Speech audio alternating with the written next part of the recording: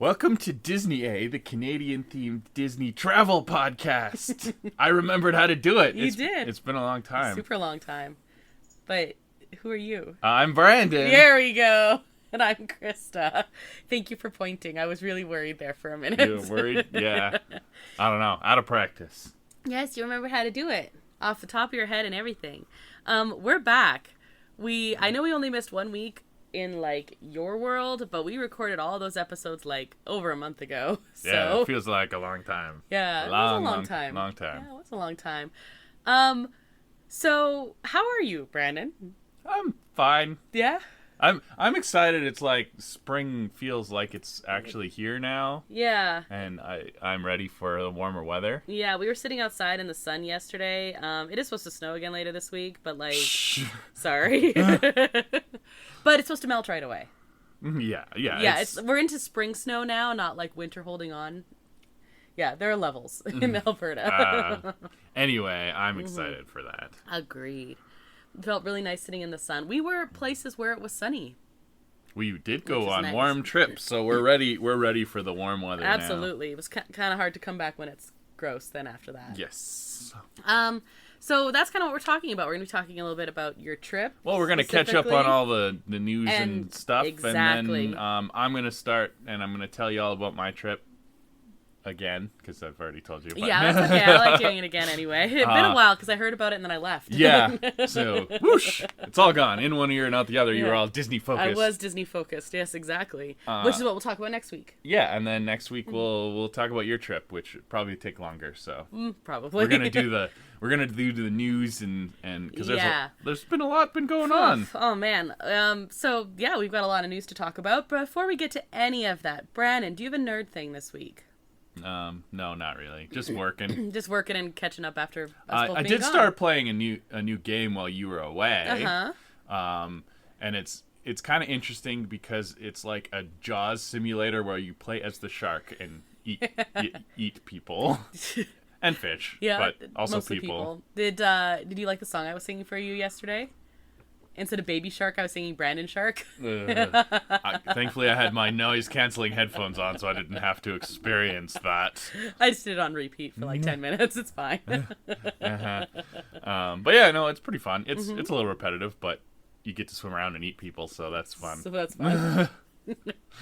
It's report card time. I came home to report cards, so that's been me. Hooray. Yeah, well, I was in Disney, so it's okay. Yeah. Yep. And I also came back kind of sick, so if I sound weird or... You always sound weird. This is true.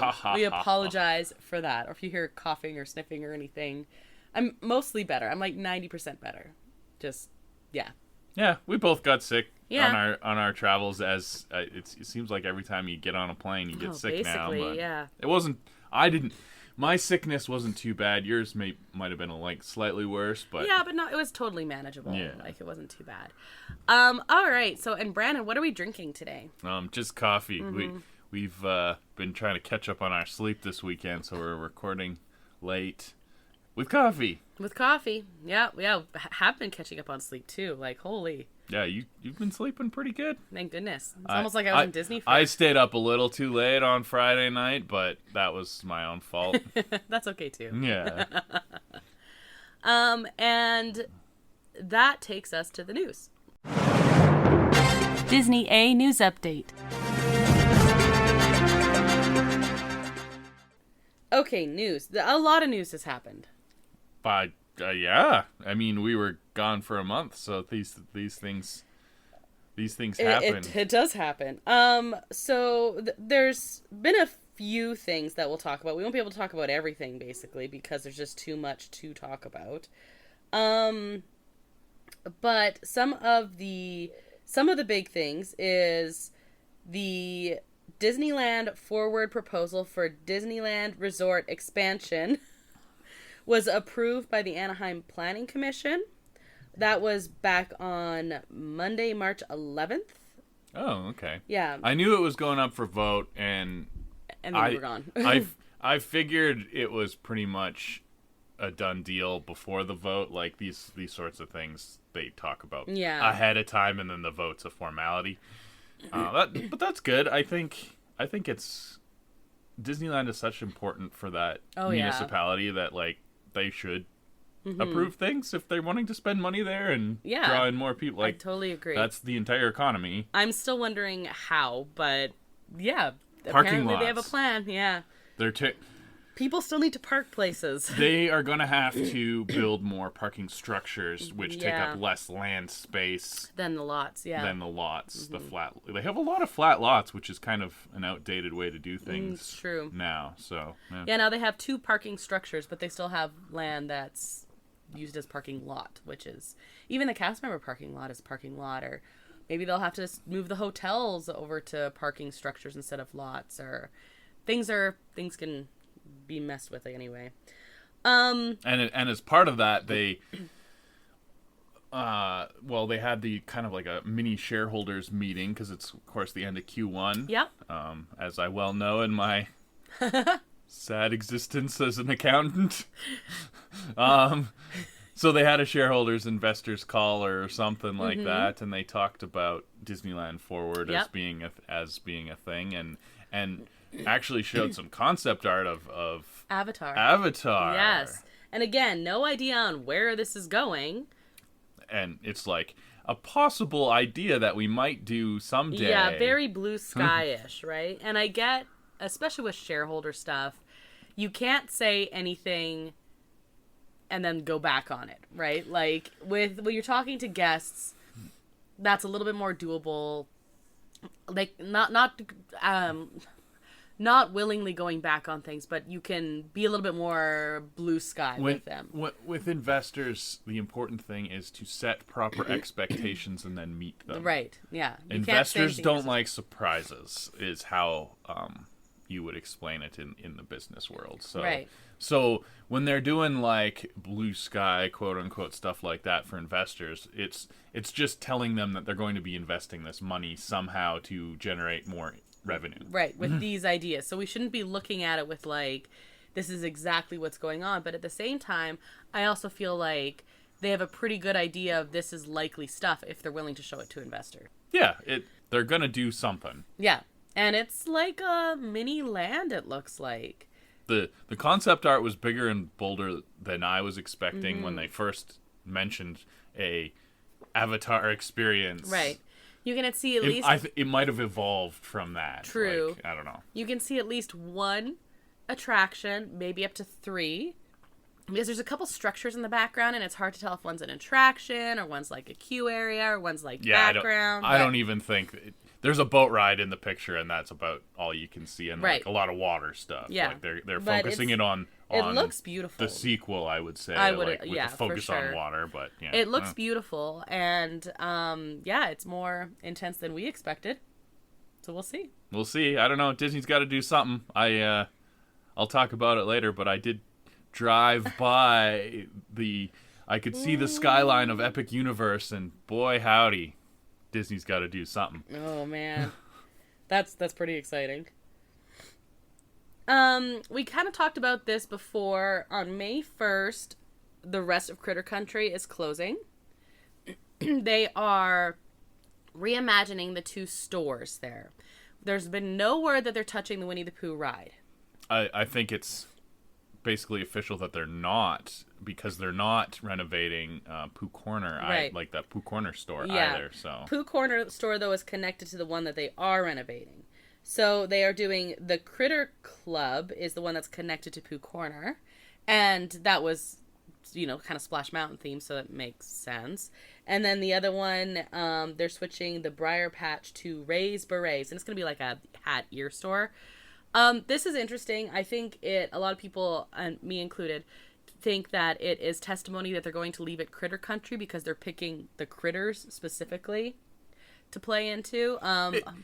They like their transitions, and the transition from New Orleans to Critter Country was also always kind of weird because it went New Orleans, Splash Mountain, like now I think it's actually going to be a better transition because there's the tie into New Orleans with Tiana, and then her critters tie into the Critter Country. I think so too. I think the transition, it sounds like it being well planned anyway that way.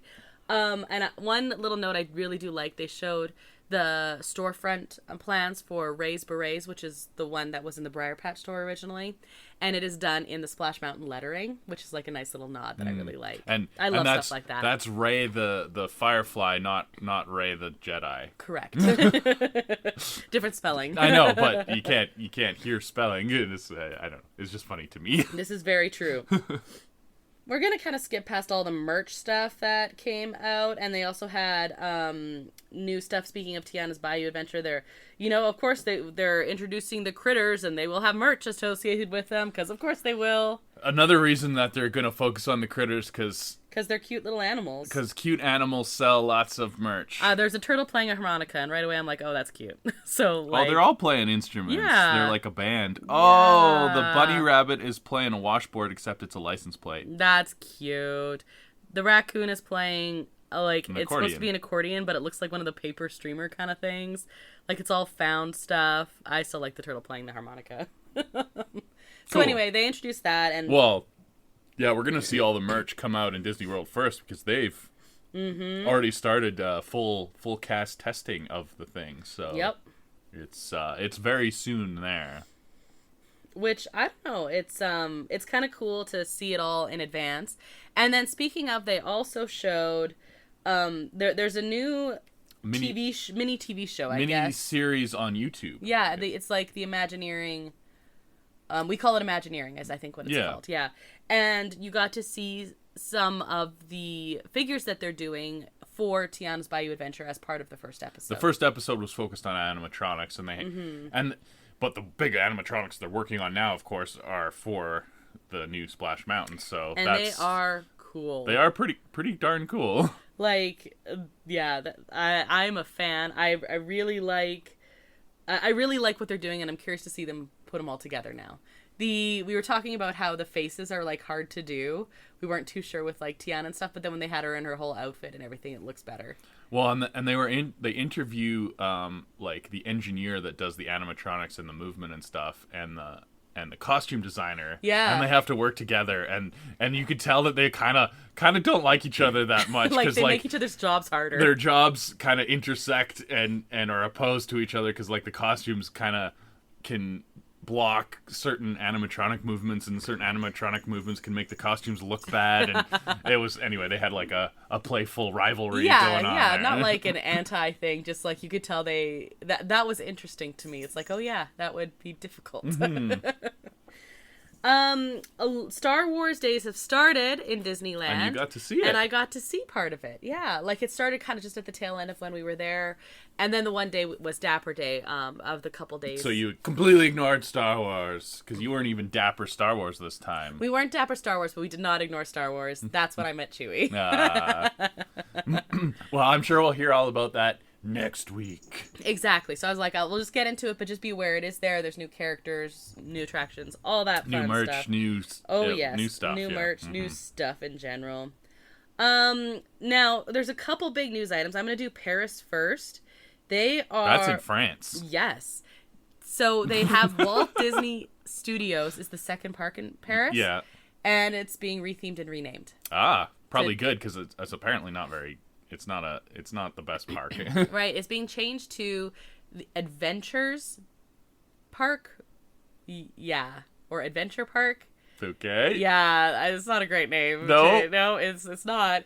Yeah, this news just came out like a couple days ago before we're recording this. Interesting. So... I'm gonna have to look into Disneyland Paris and the former Studios Park and see what rides it has. Yeah, it was supposed to be kind of like background Hollywood stuff. Yeah. Which is kind of cool. That's they kept trying to do that. Like DCA has a big Hollywood focus.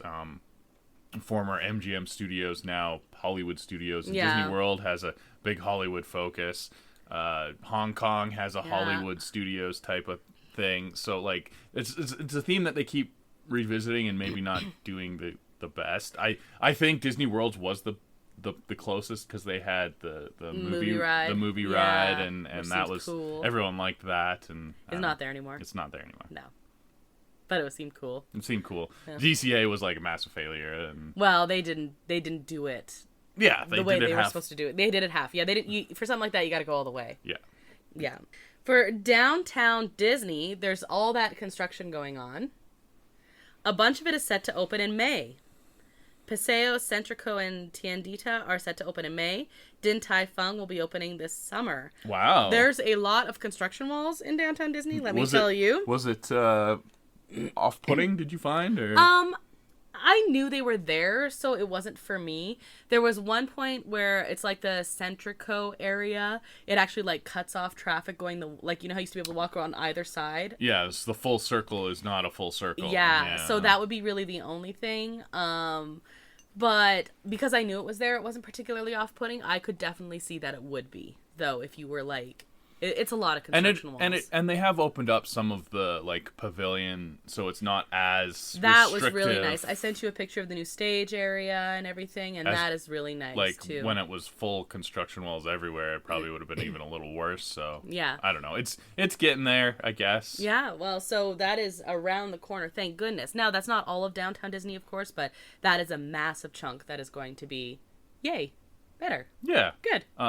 Well, so they're finishing up some stuff and closing down other stuff because Tortilla Joe's is now officially closed. Yep, and I mean, I could talk about that next week, but I was there on its last opening day. Yep, it is closed. It closed end of March, and the taqueria closed about a week or so later, maybe 2 weeks later. But yeah, they're done. They're gone. And now there's another empty building sitting there in downtown Disney. So. Which they have plans for. Do they? Yep.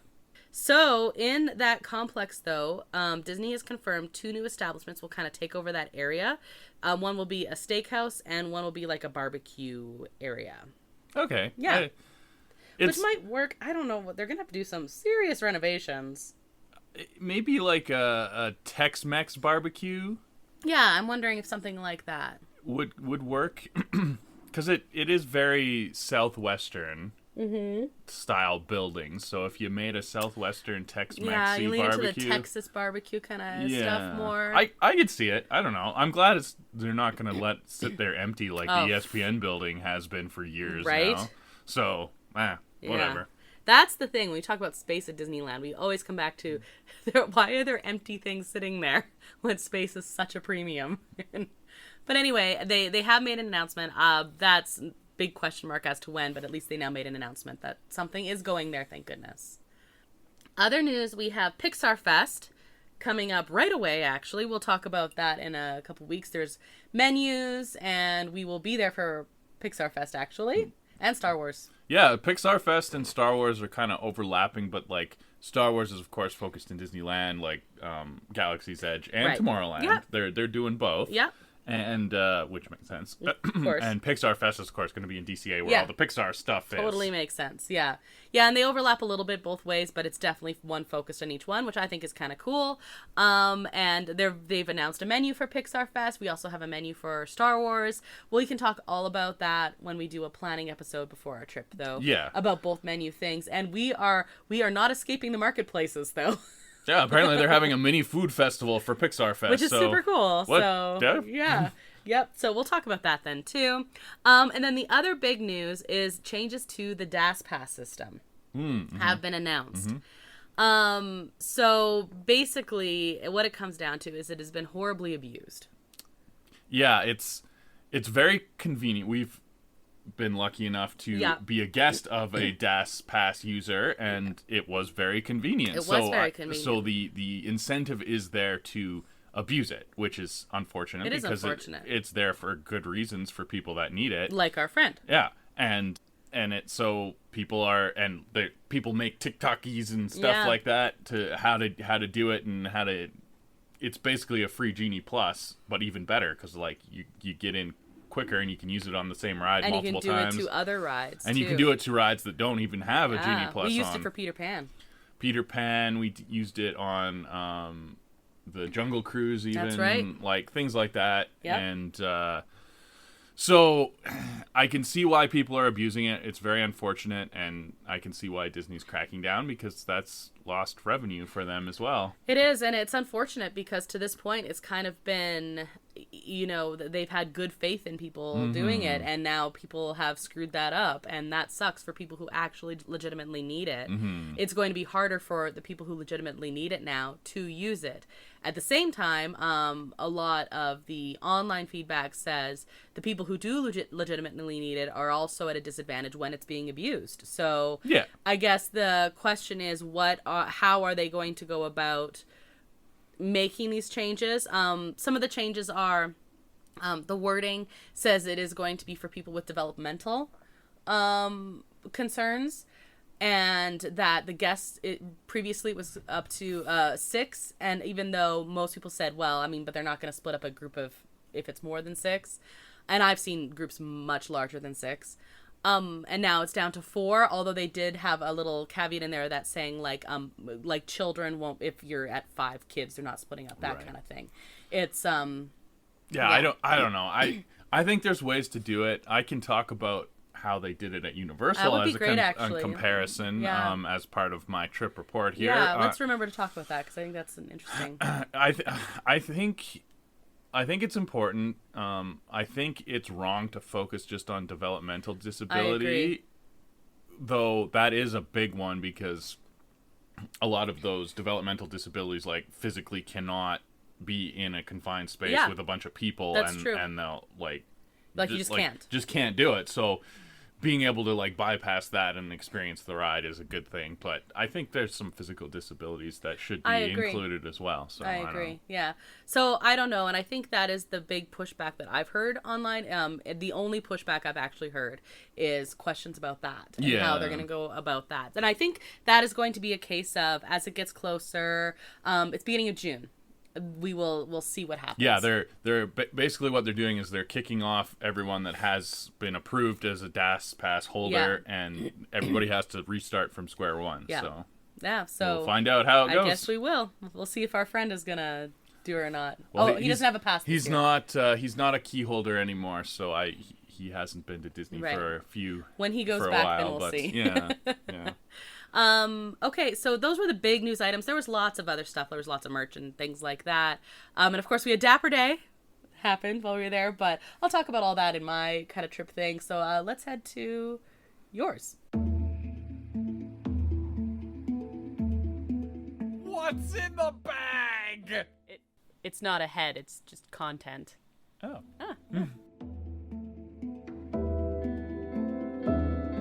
Disney A grab bag. Brandon, you were gone. Yeah, I left. Ha!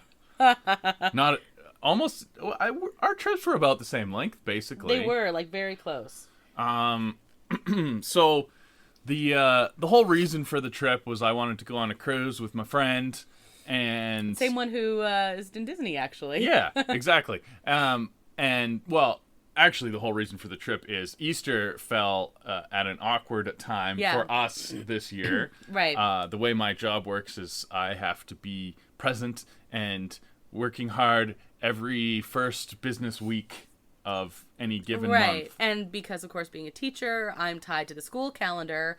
We often like to travel at Easter. That's actually a time we really enjoy traveling because it kicks off warm weather and everything. And, both of our brains are pretty fried by that point. It's a good break time. It's a good break time. And, but when Easter falls like that, we don't travel. Yeah. We can't travel together, obviously, because your school is off during when I have to be at work. Exactly. So we saw that was coming and kind of planned separate vacations. For the first time. For the first time in forever. Yeah, exactly. Nice. So that was kind of the kicking off point, and I wanted to go on a cruise and see how that was. I've only been on one cruise ever when I was 16 years old. Which was a Disney cruise. It was a Disney cruise back when Disney cruise was brand new thing. And it happened that the cruise that we settled on the second largest cruise ship in the world was the largest when you booked it. Was the largest when I booked it. We knew it was. Yeah. We knew they were launching the new, bigger one before. It was a month before. It was really. Yeah, it was a month, maybe a month and a half. Yeah. But anyway, whatever. It was still really big and new and fancy. It had the itinerary that we kind of wanted, and it happened to be sailing out of Port Canaveral, which is right near Orlando. Right. Where all the theme parks are. So I decided, well, if I'm going to be flying into Orlando, I should probably go to a theme park. Yeah. And I decided that Disney World was too expensive. Well, I mean, Disney's pretty... Divorce lawyers are very pricey. This is true. That was funny. Krista did not want me to, would not have wanted me to go to Disney World. You didn't even ask because you knew how that conversation was going to go. So, yeah, Disney World was right out, but I figured I could convince you that it was okay if I went to Universal. And I thought that was a great idea. And you did. Universal in Florida is much larger, even with only 2 parks right now.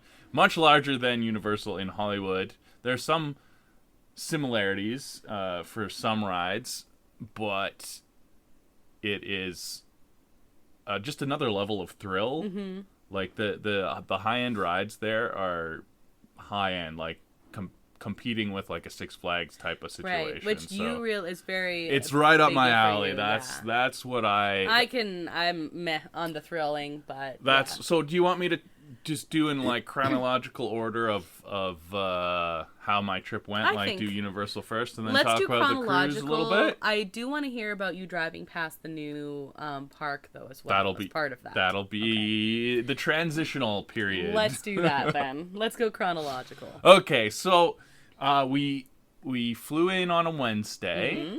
and then our cruise was leaving on the Sunday. So we had three full days at Universal, and we stayed on property, which I think is when I went to Universal when I was 16 as part of that whole original cruise ship. We didn't stay on property. We stayed on property for Disney, and that's like a super. It's kind of weird to not stay on Disney property at Disney World. There's so many hotels, and being part of that Disney bubble is such a thing. Universal's starting to get that way. There's a lot more hotels at different price ranges. At different price ranges.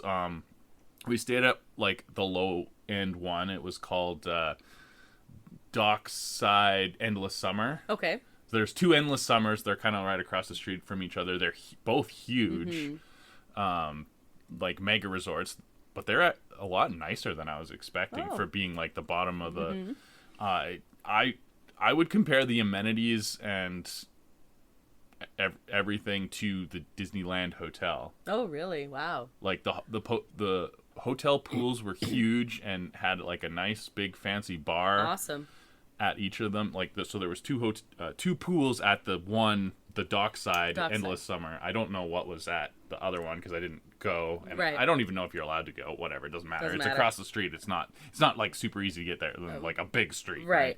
But I was like quite impressed because I hung out at the pool when I arrived. I was there for a few hours by myself, and the pool. Yeah, your friend's flight was coming in after. The pool was very, very nice. A little shallow, but it has like a shallow like walk-in type of thing, and they have real sand. That's cool. Around and stuff like that, and the bar was pretty nice. And the room was nice. And the shuttle service, there's a shuttle directly to the parks, and that worked out quite well. And I quite like staying there. I think I would stay there again. Nice. The only argument is if you go for like the deluxe ones, you get an express pass included, which express passes are very expensive. So if you bake that into your hotel price and it's also within walking distance, then that can be better for rope drop kind of thing. Right. Because, of course, the shuttles don't start till 7, which is ahead of time. The benefit of staying on property is you get early access. While we were there, it was only to Islands of Adventure. Okay. Which is the second park that they have there. The Universal Studios proper never had early access. They do. They typically rotate, but just while you were there. Just while we were there, it was only Islands of Adventure. I think it's because they were doing a lot of Mardi Gras stuff at the Universal Studios, so that was more focused on the evening kind of thing. I guess I don't know, but you're beholden to the bus schedule, and so even though we were on like maybe the second bus every morning, by the time you get dropped off, go through security, walk all the way to the Islands of Adventure Park, everyone else that are at closer hotels have kind of already are ahead of you. We did pretty well. Yeah. But that is a consideration. It is a consideration. And then as the Endless Summer ones are so huge, the bus ride to get home, because Universal closes quite early. It was at busy season, and it was spring break while I was there, and it was quite busy. Mm-hmm. The park still only stays open till 9. Wow. So there's not waves of people leaving. Pretty much everybody leaves at 9. Some people stay in City Walk and have dinner or whatever. Like, City Walk's quite busy, but a lot of people just go back to the hotel. And you went to City Walk your first night. Yes. Yeah. And that actually surprised me. I thought City Walk's technically open till midnight. Mm-hmm. We got there at 10 and basically everything was closed. Really? Wow. There was only a couple there was very slim pickings for restaurants being open. There was some people still eating, of course, but the last seating is like before 10. Wow, that's crazy. Yeah, so it was a little bit of a culture shock coming from Disneyland. Of course, where everything's like midnight. Midnight. So and then downtown Disney World of Disney is open till 1 a.m. kind of thing. Like it was a little bit strange, but you got used to it. Whatever. Did you like what you had at City Walk though? We had a pizza. It was a wood-fired oven pizza and some craft beer, and it was a lovely dinner. That's a nice way to It wasn't even that expensive, honestly. Okay. I mean, it was expensive, but it proportional to theme park. Yeah, I mean, I got a big thin crust wood-fired pizza for less than $20 and. Yeah. Yeah, I'm just that's a nice way, we just arrived, we're settling in, we're gonna theme park it up the next morning. Yeah, and we did rope drop every morning. Mm-hmm. Do you want to quickly talk about the DAS Pass thing here? So we rope drop every morning. I had purchased a photo pass. Universal's photo pass is interesting because it is a separate thing, whereas at Disneyland you buy Genie Plus and then you get photo pass included. Yeah. They have a whole separate program, and it's like $89, $90 for one day. Okay. And I bought a 3-day package for $120. Right. It's whatever. Obviously buy that. Yeah. If you're there for multiple days, it becomes a little bit more reasonable. I would say it's great because you get the ride photos, and there's a lot of ride photos at Universal, and that's cool. They're pretty zoomed in on your ride vehicle, so whatever, but it's a memory, right? They do have people walking around photo pass people to take your picture, but they're very, very few and far between. Okay. And I did have a couple of them never show up in my account. That sucks. Especially one that I really wanted. Oh, that really sucks. Yeah. That really sucks. So I don't know. They theoretically had PhotoPass at the water park, but I wasn't sure. They have ride photos at the water park, on different water slides. They have photos at the end. I don't know how you get those on your account because it never worked. Weird. So that was kind of a bummer. Especially when it's cost that much money. Yeah. Yeah. But I think I got my money's worth. I did get a couple of good photo shoots and lots of ride photos because I was on lots of rides. Yeah, so, that's awesome. Yeah. Our first morning of rope drop, we actually had to go to guest services for my friend to activate his disability, whatever they call it. The equivalent of a DAS Pass, yeah. Universal does that differently. You have to apply to an online portal and submit your reasoning, and then do an interview, and they give you a card that you then take to guest services, and then they give you kind of a pamphlet. Okay. It's all analog. They do it at Universal. It's not connected to the app or anything like that. And what you do is you have this little piece of paper, and you go up. Each ride has a person with a clipboard in front of it, and they look at your thing, and each ride has a passwords because you can't just write on it yourself with a return time. They give you a return time with the right password, and it's basically the standby waiting time less 20 minutes or something is what your return time is. So you save a little bit of time, and then you end up going in through the Express Pass entrance if that ride has an Express Pass entrance, because it works on everything, which was really nice because the most popular ride at Islands of Adventure is Hagrid's roller coaster, Okay. the motorcycle The roller, and that does not have express pass. That's weird that it doesn't have express It's pass. because it's the newest ride. Oh, okay. It will have express pass. I'm probably. sure it will. Yeah, it looks like it's set up to be able to have it because they had a whole like where we walked through was basically an entire lane that was not being used or whatever, right? And then there's like a little back door. Yeah. So I'm sure that will be express pass Down eventually when it's like calmed down a little bit. I don't know how much it's going to calm down because that's basically like the Cars right of Universal Which now. Never it's calmed like down. It's probably a little more intense than Cars is, but it's still like full 4-quadrant. Awesome. Like kids can go on it and teens will like it because it's still a pretty good roller coaster. Yeah. But there's some dark ride bits to it and things like that. That's the part I would be most excited to ride, of course. Yeah. So that was very interesting because Rope Drop, like, it was early access. There's lots of hotels that have early access, so it's not super exclusive early access. Everyone beelines it for Hagrid's. Like, it is the Cars. Yeah. It was already up to 90, like when we were picking up our stuff that first morning, so we were delayed a little bit. Like I got my photo pass figured out and he got his But still pamphlet. during early access. Still during, it was maybe 8:20, 8:30. Early access starts at 8. You're there for an hour. The park actually opens at 9. It was already 90 minutes line. Jeez. That's crazy. For Hagrid. So, and everything else that's open, not very much is open for early access either. Everything else is open, is still like basically a walk on because everyone's in line for Hagrid's already. Wow.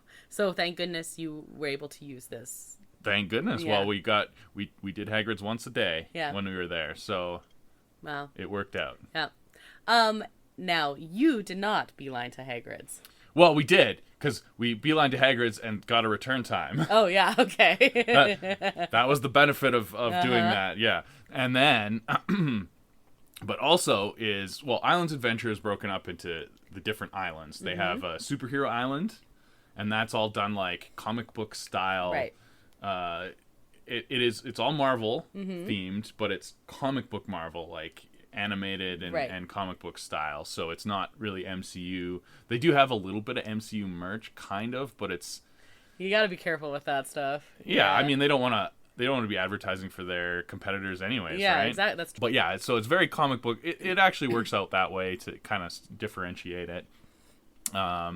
They have the Dr. Seuss is the kiddie area there. It's all Dr. Seuss themed. There's some Dr. Seuss rides and the characters come out, like I saw Thing 1 and Thing 2 and the Grinch was out too and stuff like that. I don't know, pretty good. I did eat green eggs and ham poutine there.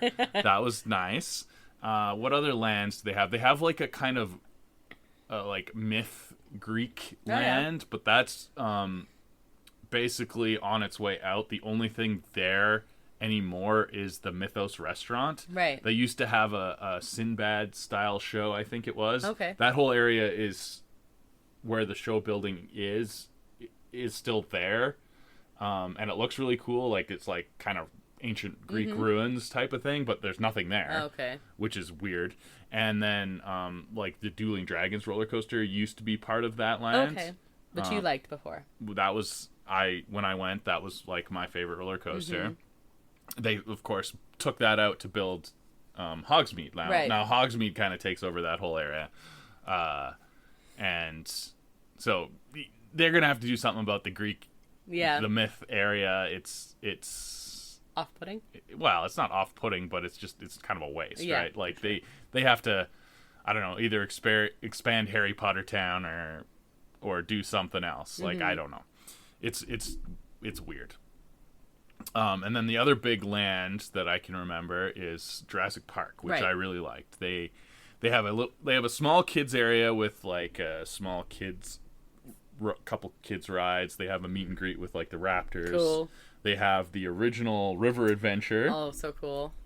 That's still in existence. The one that they renovated in Hollywood. That's now Jurassic World. No, they have the original, which is better. I think it's probably better. Yeah. I like the gates. That's the only thing. I like the gates. Well, and then they have the actual gates as you're walking into the land. And I have some pretty cool pictures of myself in front of the gates. I posted one. Yeah, that's really cool. And like the John Williams score hits you right in the face, and it's just like, yes. But the biggest attraction that I was most looking forward to in the trip is in Jurassic Park Land. They built a new coaster. It was shortly after COVID, I think it finished. Like, I don't know. Time has no meaning, whatever. But the Velocicoaster. Yeah. And it is a coaster with a capital C. It is huge. It dominates the skyline like you can see it basically from everywhere in the park. It looks terrifying. And it is amazing. It is like you can't. No, they can't see your face right now doing the happy smile. It's so good. It's so good. So it is a launch coaster. There's actually 2 launches. It launches you at the beginning, and then it really launches you like halfway through. Oh man. And it actually only goes upside down twice, I think. I don't know. But it has some really, really fun elements. The second launches you up a 155-foot tower at 70 miles an hour, and then you basically go straight back down and continue going through all of the rest of the coaster. It's quite a long ride, actually. I think it probably approaches 2 minutes, which is quite long for a roller coaster. Yeah. And it just feels awesome. Oh man, so good. You rode it how many times? 8. I think we hit 8. 8 in 3 days. Because everyone was trapped on Hagrid's. So if you have early access and you don't care about Hagrid's, you could probably ride Velocicoaster 3 times in the first hour. That's crazy. And then as the day goes on, it becomes like a 2-hour lineup. Right. 2-hour plus lineup. It was spring break. Very busy.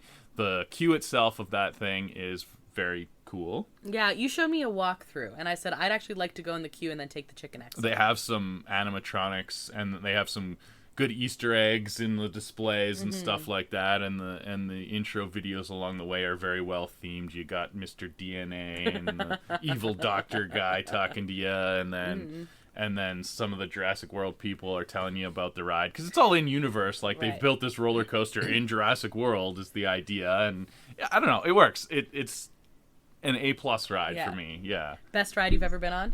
Oh, by far. Wow, that's really cool. By far, yeah. Like, just even if it was just a roller coaster like off in a field, whatever, it would be like top notch. But like the theming adds to it. I think it's cool. And they did well with the theming. Yeah, which I think is hard in a roller coaster. It is. Yeah.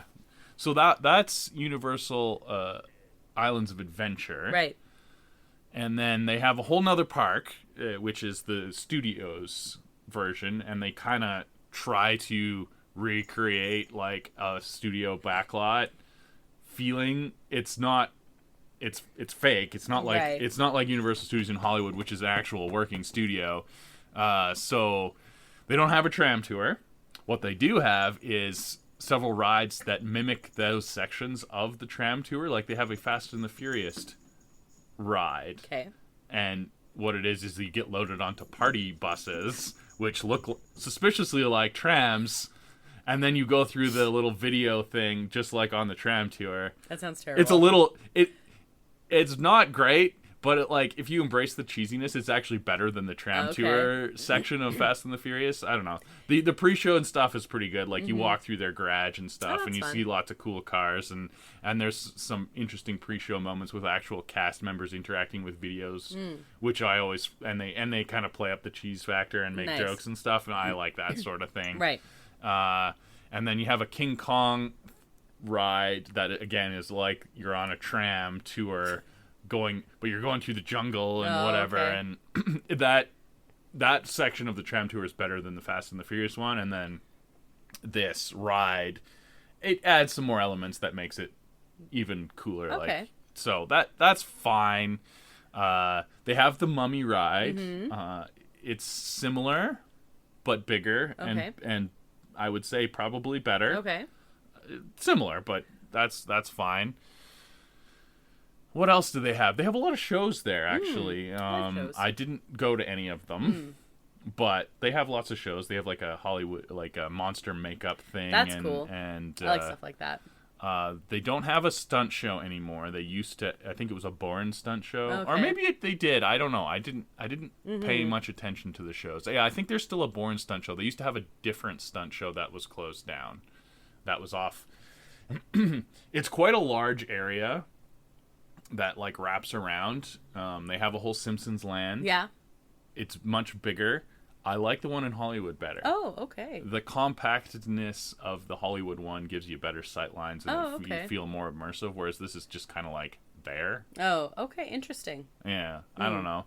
And then like tucked away in the back corner, they have it's supposed to be like a World's Fair pavilion that the Men in Black ride is in. Oh, okay. And it's really tucked away because there's like everything else that used to be around it is not open anymore. So right. it's kind of weird that way, but it almost lends itself to the theming of like this abandoned expo cool. that then they're using for the training right for Men in Black. Right. Yeah. That ride is pretty cool, actually. Like, it's definitely showing its age, but it's a good it's a good little shooty ride. I like it better than Astro Blasters or whatever. So whatever. That's fine. What else do they have there? It was Mardi Gras when we were there, so they had lots of food booths set up, and then as you got closer, like they had a parade at 7:30 every night. But before the parade, a lot of the people in their big fancy Mardi Gras costumes would come out and like interact with guests. That's cool. and stuff like that, throw beads and things. So that was fun. I thought Mardi Gras was really cool. We did try some of the food.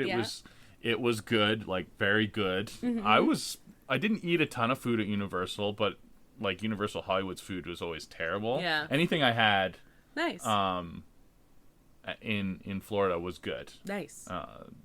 Like the food booths, since it's a special thing, I would expect those are probably better than typical. But I had food at the water park, and that was like excellent. Oh, so cool. I don't That's know. good. Yeah, I don't know. What else do they have that I enjoyed? Well, I really like the Mummy. That was probably my second.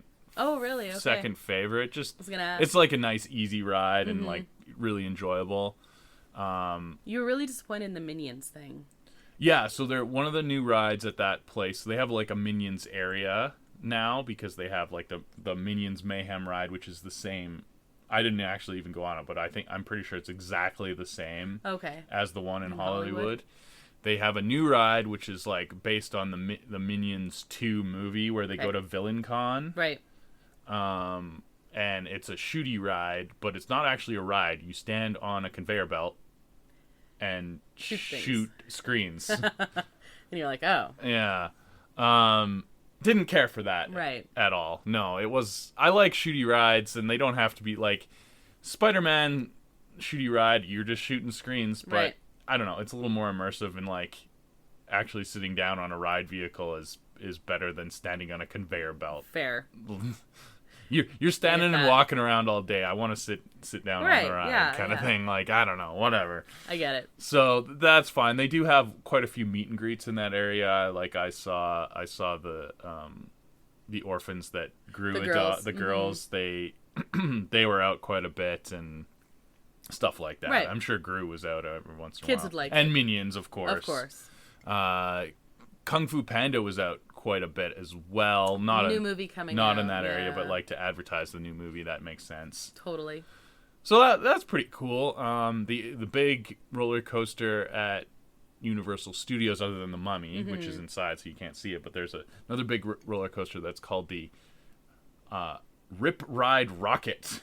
Okay. Oh, that's the sound one. Yeah. So the idea of that one is they're trying to film a new music video. Okay. And they need your help to film the new music video. Okay. And so the gimmick of that is you can pick what song is going to play while you're on the ride. The selection is actually pretty limited because you can buy the video Oh, okay.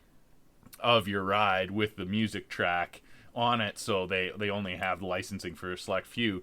But there is a secret, and if you're going to go on this ride, I would suggest looking up the secret menu. As long as you don't want to buy the video, because you can't buy the video if you use the secret menu, because they don't have the licensing. But you press and hold on the logo for 10 seconds, and then you can enter a 3-digit code and to pick a song. And so you have to look up what code for what song you want. Right. I found Freebird, and it was perfect. It was excellent. Nice. So that made me like that ride even more, like when I got figured out I could have Freebird, because the songs that they had were not great. But Freebird was cool. And you had no interest in getting the video, so I had fine. no interest in getting the video. I shouldn't say. I picked Darude Sandstorm the first time I rode, because that was an included one. And that one worked pretty well with it too, yeah.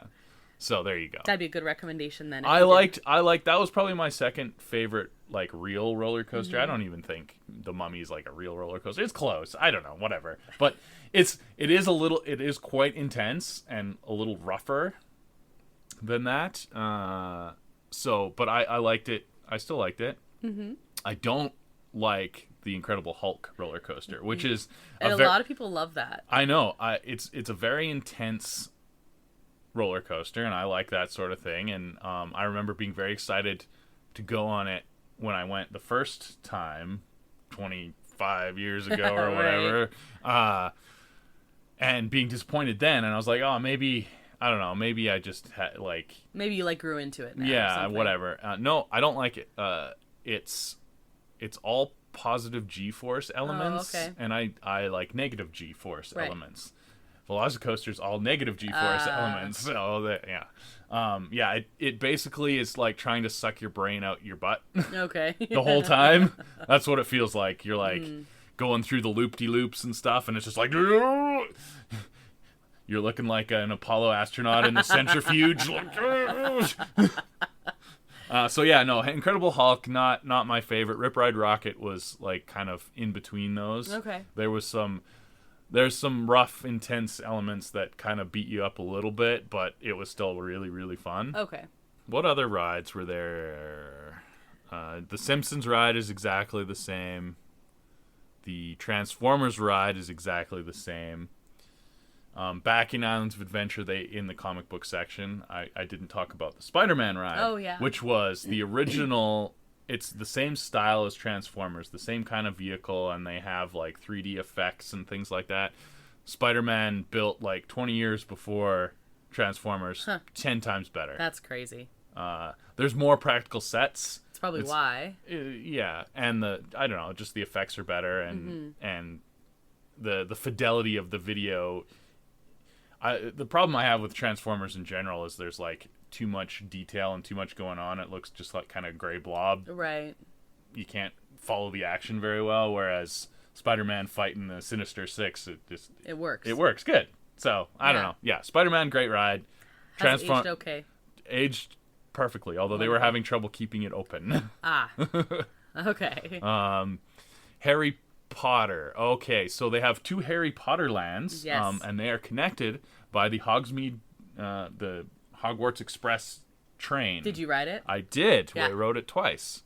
You have to have a park hopper to do it because, of course, the lands are in different areas or different parks. So you have to have a ticket to go to both parks, which is a sneaky little thing to make.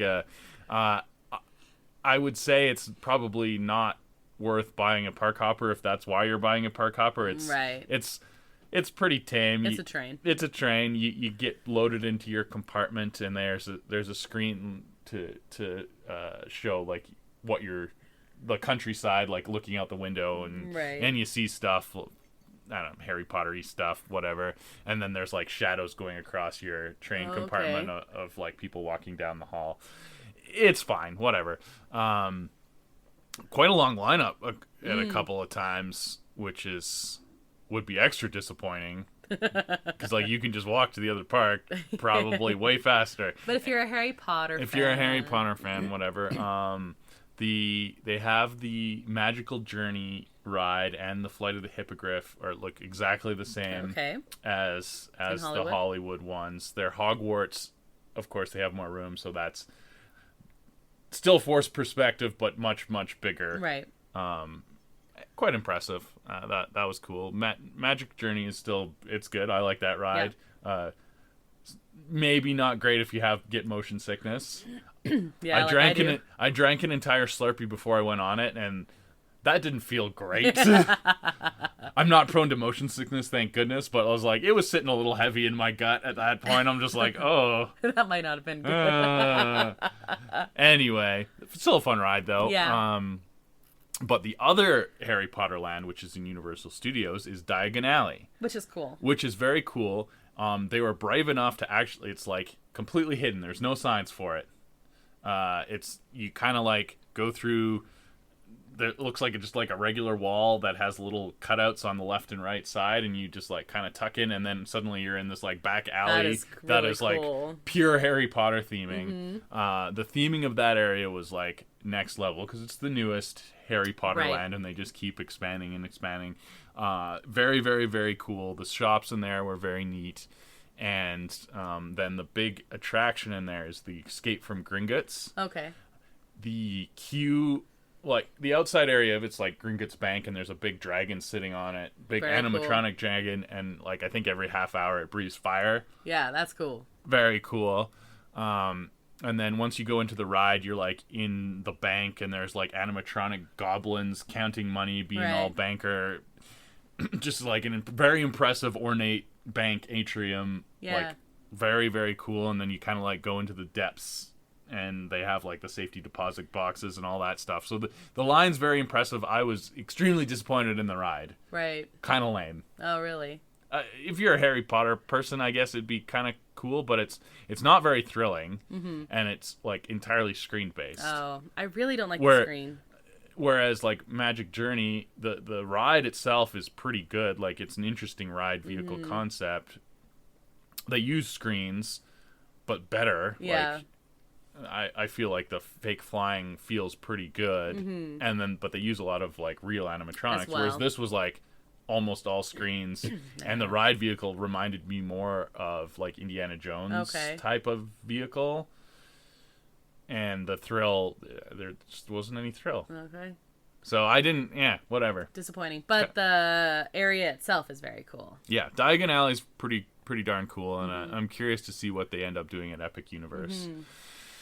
Then we spent an entire day at the water park, Volcano Bay, which was very cool. Right. An excellent water park. It was quite busy, which... I mean, it was spring break, so that is what it is. But there's a lot of good water slides there. I got to go on my first water coaster, which is that's the newest thing. On the Disney cruise ships, they have like the Aquaduck and the Aqua Mouse. It's like that. Okay. It works great. You're like on a raft, and and it feels like a roller coaster. Like you're going up and down, and they shoot you up a hill and stuff. Well, yeah, it was really fun. You would like it. Like it's not like crazy intense, but it's pretty good, and it feels fun, and yeah, it was a blast. I'd be curious to see what they do with like the videos and stuff in the Mickey Mouse version and stuff. Well, we'll find out one day. Whatever, but yeah, I really liked that, and there was some good water slides. They had a pair that was called Oh No and Oh Yeah. So the whole thing is themed like kind of like a tiki South Pacific area. So like all the water, it actually kind of makes it tough because the water slides have weird like South Pacific style names. Okay. So like it's tough to say which one. It's hard to keep track. But the pair of Oh No and Oh Yeah were really good. These ones, you shoot out and there's like a drop. Oh no. So like the Oh Yeah was like a 3-foot drop, and the Oh No was like a 7-foot drop or something like that. So like you would been fine. It wasn't that it wasn't that bad. I believe you. But like and you just shoot out and kind of sploosh down into the pool. That was fun. I like those ones. They had 3 trapdoor ones. The big one that like is at the very top that you shoot down the main part of. That one's just straight down and in a tube. A see-through tube, actually, and it's like the whole idea is you're being like sacrificed to the volcano or whatever. And then they had other ones that were almost as high but less intense. The drop was you drop, but then you go down in a tube and like do twisty turnies and stuff like that. Evens you out a little bit. So you're not just going straight down like 100 feet or whatever, right? Right. I think you could handle that. You'd be scared, but I think you could handle those ones. Maybe. They weren't that bad. Maybe. And then they had 2 different lazy rivers, which was probably my favorite part. That's part I'd like. Mostly because you didn't have to wait in line. Yeah. And there was a lot of lines. So they had like a regular lazy river that was lazy, and they had lots of tubes in it, and you kind of float and relax, and that's good, and just watch the Florida sun so you don't get sunburnt. Yep. And then they had the other river, the crazy river, I guess is what they would say, and that you have to put on a life jacket and you body surf, and it's very quick. There's jets all the way along, and then the one section, periodically, like every minute and a half or so, you hear the like drums and the chanting, and like they're calling on their water god or something, and a big gush, like a wave pool style gush of water comes. Oh, that's like a big tidal wave. Fun. Really, really, really cool. I'd like that. Yeah, I absolutely loved the Crazy River. I spent probably an hour just looping it. Oh, that's fun. Yeah, I get that. I would do that too. Yeah, really, really fun. I think you would like it too. Yeah. And then there was like quite a few raft rides that were pretty cool. And yeah, no, it's and a good like a massive wave pool. The waves weren't very intense, but it was, and it's like at the foot of the volcano, so it's like a good view. The volcano looks very cool. There's sand all along the main bay where the wave pool is, and yeah, it's a good time. It's definitely the best water park I've ever been to, and really I cool. went to Blizzard Beach, one of the Disney ones, 25 years ago. Right. That was pretty good too. Kind of similar. This one is newer, and it has some pretty interesting elements. You got your tapu tapu band. This is how you wait in line for things, which is good and bad. Like, you kind of have to be picky and choosy of what you're signing up to be waiting in line for, and it felt like it didn't work perfectly. Right. When it was your turn to go, you still had to wait like half an hour for some things, like depending on what it was. So I don't know. Whatever. And then the tapu tapu actually works throughout the park. There's different things you can tap, and it'll shoot water at people in the lazy river. That's cool. Or that's more cool. or like do sounds or whatever. Interactive stuff. So yeah, lots of interactive stuff. Yeah. I'm a fan of Volcano Bay. I would probably try and get there right at early access to like really get on the slides that you wanted to. We kind of messed that up, so we could go onto Velocicoaster a couple more times instead. So worth it? Yeah, definitely worth it. Yeah. So that's fine. I would go back for sure. Yeah. Nice. Cool. So that was Universal. We did it all in 3 days for sure. I want to go back for Velocicoaster if nothing else. But then it was time. Now, this is long already, but I probably won't have to talk too much about the cruise ship. I do want to hear about you driving past the... Yeah. No, I'm gonna get there. I'm just saying. I'm just looking at the time. Oh, yes. That's fine. So we stayed at the Universal Resorts until the morning of the cruise, and Port Canaveral's just, assuming that you use the toll freeway, it's about an hour, a little less, from Universal to the port. Give yourself an hour. Yeah. We just took an Uber to do that, and whatever. I'm kind of like zoning out, knowing that I'm going to be putting my body through heck on this cruise ship with my drink package. That was the plan. And driving by like the swamps and stuff. Very swampy there. Lots of pretty birds and stuff. I didn't see any alligators. For better or for worse. Yes. And you drive kind of, because like Port Canaveral's on the other side of town, so you're driving through the city for a bit, and as we're exiting the city, I look over and I can see a big yellow roller coaster top. Oh, yeah. And I was like, oh my goodness, that's Epic Universe right there. Right. And yeah, I could see a little bit. So mostly the big roller coaster, but a few other things like the hotel. One in the main area, the big one. The big yellow one in Celestial Park, whatever, the Racers or whatever it's Starlight, called. whatever it is. Yeah. Mostly that, and then also like the Helios Hotel with the the big dome. Right. That's like mostly finished. Could see that, and I was like, oh man, that looks cool. Yeah. I want to go. Yeah. We will one day. Yeah. Yeah. We gotta let it open and then be open for a couple years first, I think. Yeah, I don't know. You want to go back to Velocicoaster. It might almost be worth it to go when it's new, and then the other parks are empty. Oh, I like Velocicoaster. Like Velocicoaster. I don't know. All right. And then there's always Express Pass. Yeah. Is a consideration, because that works pretty well, even when it's super busy. Right. It's expensive, but probably worth it, since you're spending so much money. Whatever. So yeah, the Uber to Port Canaveral worked out pretty well.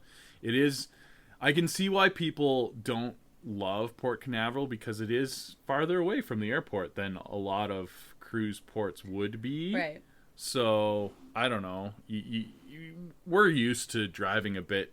True. Often when we go to all-inclusives, we drive quite a ways south of Cancun anyway. So I would put it on comparison to that. It's an easy drive. It's just down the freeway, and then you're right there at the port, and bingo bango, whatever. And then we were on the cruise ship, and you're in a completely different world. You said that it was very easy. Shockingly easy. Do you want to just talk about the cruise ship again? Yeah, so we went on, it was Wonder of the Seas, which is an Oasis-class ship, the biggest Oasis-class ship, and I believe max capacity is something like over 6,000 passengers. So I was expecting it to be kind of quite a to-do to get on board, but we got out of our Uber. There was bag porters right there. You have your little room number on your bag already. You drop that off, and I've waited much longer to check into a regular hotel, right, than what they usher you through. You do like a very brief security. Yeah. They check your passports, and then you're sitting in like the holding area, and we were there for maybe 5 minutes before they were shipping you up the gangway. And then you're on board, and you get all you can drink, all you can eat. And then you went, okay. You booked your dining, and yeah, so I had a drink package. I keep saying that. I made use of that. What was the focus of your trip, Brandon? Yeah, and a dining package. So there is a lot of specialty restaurants, like your main buffet and your main dining room, and some other quick service places for lunch and like midnight pizza and stuff. That's all included with your regular fare. But there is this is a big ship, and there's quite a few restaurants that are specialty restaurants that you either have to pay more for or buy a dining package for. And I wanted to try some of them, so I just got a dining package so I could enjoy it without worrying about it. And I would say that's probably worth it. It's tough. I can't compare. I didn't go to the main dining room. I think the food there is probably good. But if you're like really into food, especially seafood, right? The sushi restaurant, we became like kind of minor celebrities there because we went every day. With an unlimited dining package, you can have 2 dinners. Yeah, you found that out. Yeah, so we would go for sushi and sake as like an appetizer every day, and then go to another restaurant with our main reservation, and that got us into trouble a couple of times, just being like really full. Yeah. But it was worth it. Worth it because you got all the sushi and sake. Yes. The one time we went, we had a different waiter, and our regular waiter walked by our table and saw we had a small bottle of sake, and he's like, oh, no. And 2 minutes later, he comes back, big bottle of sake. Oh, no. Oh, no. Drank a lot of sake. Apparently. But the highlights for the restaurants was probably, well, obviously the sushi that we went to. Really good sushi. Like, fantastic. Nice. We even got a special off the menu because we were minor celebrities there. The chef made us a special thing. Like we really? We were we had ordered and eating and whatever, and we didn't order dessert that time because we were gonna go have another meal. And instead, our waiter shows up and he's like, "Oh, this is compliments of the chef," and it was like this thing. I honestly don't even know what it was, but it was like thinly sliced fish on a little bed of rice with That's really cool. little mini jalapeno peppers on top with like some kind of awesome sauce on this fish. That's sushi, so cool. like, and it was so good. I'm like, oh my goodness. Yeah, that's amazing. And just the right amount of flavor, just a little hit of spice and whatever. Yeah, so that was fun. The seafood restaurant Hooked. If you like seafood, that is worth it in and of itself. Excellent oysters that they ran out of on the last day. Still bitter about that. But amazing lobster. If you're a lobster fan. And you're not. I'm not, but I would be if I ate there all the time. Okay. It was like just delicious, the best red Maine lobster you've ever seen. Like, that's the stuff that makes people lobster fans. Yeah, nice. and so we went there. The first time we went there for lunch, I had a double order of oysters to myself. Right. My friend doesn't like oysters. He had a bad experience one time. So I had a dozen oysters and 2 lobster tails Jeez. and a steak. Because I ordered the surf and turf, and he's like, "Oh, do you like lobster? Okay, let me take care of you." And because you can order a double lobster tail, or surf and turf, or just a lobster tail. Right. And he did both. he just added on a double lobster tail. Jeez. So I had 2 lobster tails and a steak, and then my friend had the other lobster tail, and he got really full because he had the clam chowder, which also looked really good, but it was super rich, very heavy cream.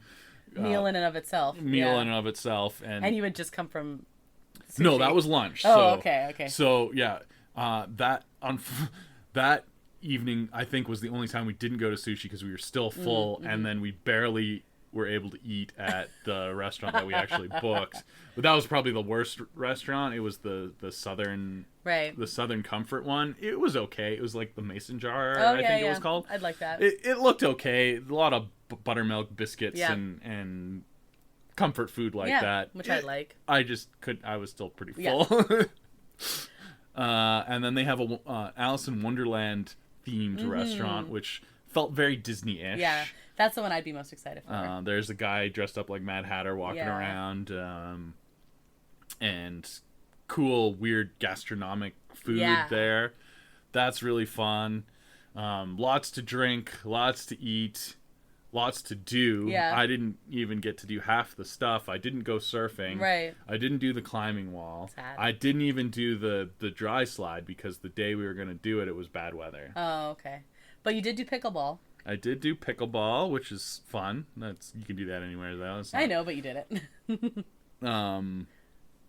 And the shows were very good as well. Mm-hmm. So I wasn't sure what I would think of a Royal Caribbean. It is considered a family-friendly cruise line.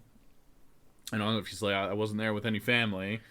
But it feels like there's something to do. I think it's family-friendly because there's something to do for everyone. Mm-hmm. If you want to sit around and drink your face off, you can absolutely do that and feel completely like you're completely enjoying it. The first night was like a super big party atmosphere, and at midnight they basically have like a New Year's party as part of your sail away. Like you have a sail away party when you're actually sailing away, but the first night they do a balloon drop at midnight. And it felt like New Year's. Cool. Like I felt like a New Year's party. Yeah. And from what I remember anyway. I was told. Yeah. And the private island was an absolute highlight. So. And you did the adults only section on the private island. I did do the adults only section, which is, they just opened that at the beginning of the year. Mm-hmm. So it's quite brand new, and it feels, everything is like in good shape, of course. Right, of course. Yeah, the adults only section was really cool. The beach is quite nice. The ocean, if you're like looking to snorkel, it's not that, because it's barely open to the ocean. It's very protected little cove, right? Man-made kind of bay area, right? But it's nice, refreshing to go in the cool ocean water after being hot, baking in the Florida and Caribbean sun. Yeah. And then there's a nice DJ pool party going on, and like excellent drinks. Would you recommend the adults only section again? If you're adults only, I would say if you get a good like, don't pay full price. When they were first selling tickets to it, it was like $60 a person or something like that. I think I got it for 25 Canadian. Oh, okay. Because when you get your access to your Royal Caribbean account and you've signed up with a Canadian credit card, it automatically converts everything that you buy to Canadian dollars right off the hop, so you don't have to try and do the math. Right. And yeah, it ended up, I got it on sale for $25 Canadian. Absolutely worth it for that. Right. Okay. But if either you're with kids or don't feel like paying extra, it's a huge island. Right. There's lots to do, lots of nice beaches. Nice. You'd be fine. Yeah. But I really, really enjoyed that. I did go. I'm not even going to talk about St. Thomas. If I ever had a cruise itinerary, because I think I want to go cruising a lot more now. If I ever went on a cruise itinerary that took me back to St. Thomas, I'd just stay on the boat. Okay. Good day to do that then. Yeah. St. Martin was very nice. Mm-hmm. The main beach was within walking distance, and it was quite a nice beach. The water was gorgeous, gorgeous color. The sand was really nice. They have like kind of like a main touristy strip where they have like lots of jewelry stores, lots of tacky tourist stores, whatever. You can shop. That's kind of fun. Like cruise ports, they typically have like kind of similar stuff all the time. Kind of interesting to look at. And then like the main street that's facing the beach is just like bar after bar after bar, Caribbean bar. Right. Cool bars and then just beach chairs wherever. A lot of the bars have their own beach chairs where you can like buy a bucket of beer and sit in, and you get a beach chair. Sounds great. Yeah. So I would probably do that the next time I went to St. Martin, but we spent a lot of time at the Yoda Guy Museum, which is super random and awesome, and that was really cool. You should look it up. It's basically one of the main guys that worked on a lot of props, especially the Yoda animatronic. Hence the Yoda Guy. For the Star Wars films, and he did a few other movies as well, and he's also just a movie buff. Like he has a movie memorabilia collection for things that he didn't work on as well, and he's turned it all into a museum in his home in Saint Martin, and now he dabbles in art, and he's like a painter and stuff, and he sells his painting as well. That's just like a cool guy though. He's a cool guy, and he's like super friendly. He's there. He runs the museum. It's just him and his wife, and they both love to talk, and so you can like talk their ear off, and it's fascinating. That's cool. So anyway, that I highly recommend that, and Saint Martin as like kind of a fun beach thing as well. And I also recommend drinking a lot. Did you like the drink package? I made very good use of the drink package. The math works out. Like drinks on a Royal Caribbean ship are quite expensive. Most of them are. Beer is probably like $8 and then like the cocktails are $14. Right. And if you have a drink package, anything $14 or less is included. So that's why they price everything that way. Whatever. So quite expensive to buy a la carte, and the math works out that if you're paying like a regular price for the drink package, and I think I got it on a decent sale. Right. You need to do 6 drinks a day to make it worth it. Okay. I think I was done that within the first 2 days. You're laughing like I'm telling a joke. No, I'm not. I'm laughing because I know it's true. and that does extend to the private island. Right. So I was drinking a lot on the private island as well. It was a 7-day cruise, and we only had the 3 ports, one of them being the private island. If it was a very port-heavy cruise, it might be a little tougher. Right. If you're gone for a solid chunk of a bunch of days. Right. If you did it again, though, you would stay on the boat for one of those ports. Well, like, it all depends. But you're still, even so, you're not going to be in the port for more than 6 hours ever. So you still have your evening.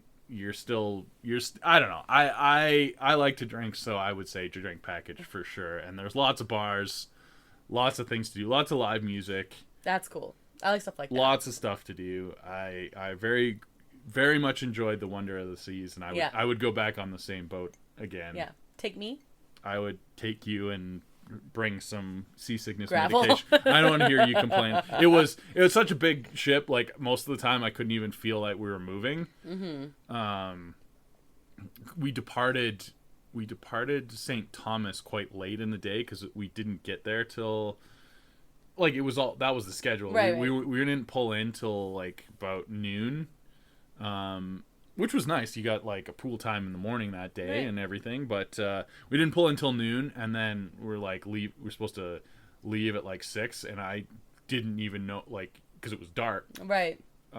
Couldn't even tell that we had left. Okay. Like I was like, we should have left by now. Are we leaving? I guess we are. Okay. Okay. All right. That's good. Because that's the thing I'm always nervous about. Yeah. So you do get motion sick. Yeah.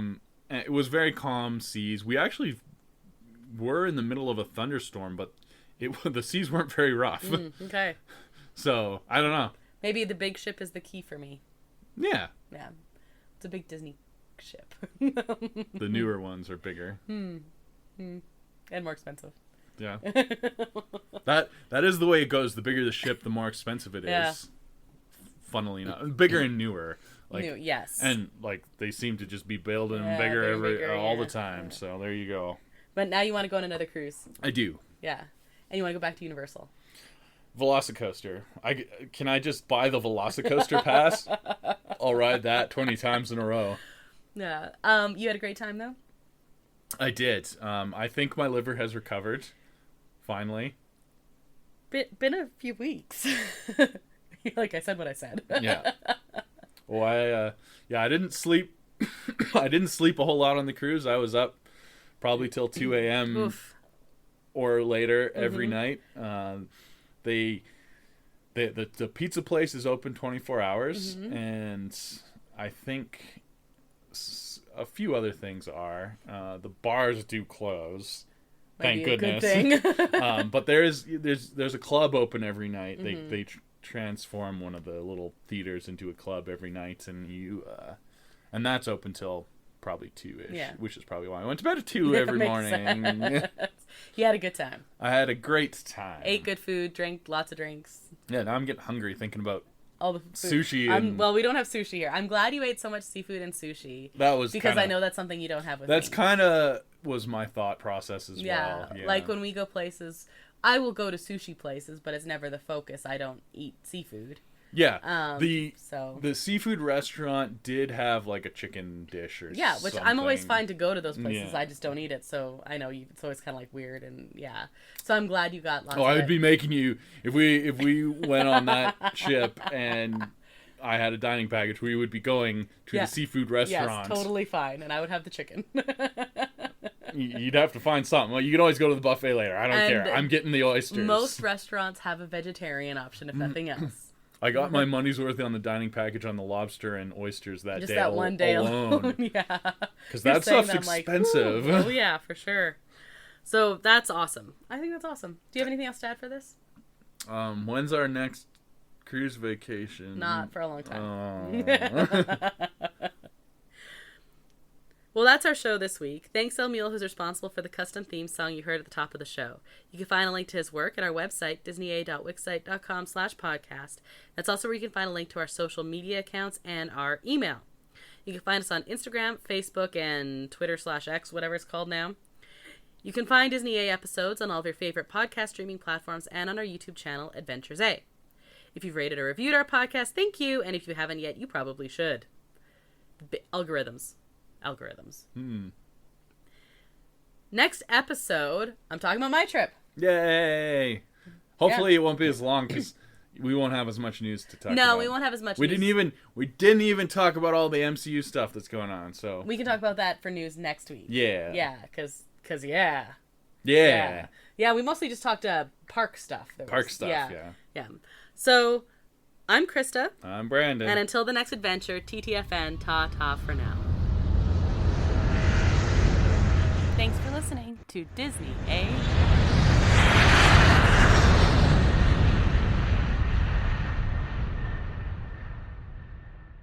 I remembered how to do it. You did. It's been a long time. Super long time.